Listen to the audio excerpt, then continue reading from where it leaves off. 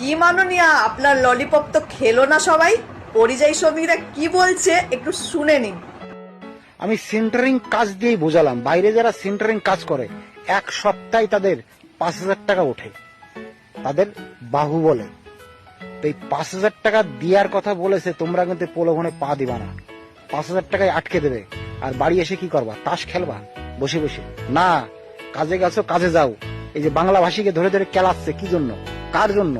বাংলায় এত পরিমাণে গন্ডগোল ঝামেলা খ্যাচখেচি হয়েছে, তার কোনো সুরাহা হয়েছে? সোরা হয়েছে? হিন্দি চ্যানেলগুলো সব জায়গায় প্রচার করেছে, তাহলে হবে না?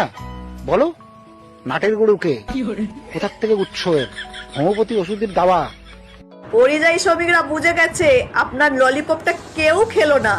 সবাই বুঝে গেছে এটা হচ্ছে ভোটের জন্য ভাউতাবাজি, ঘুষ ঘুষ।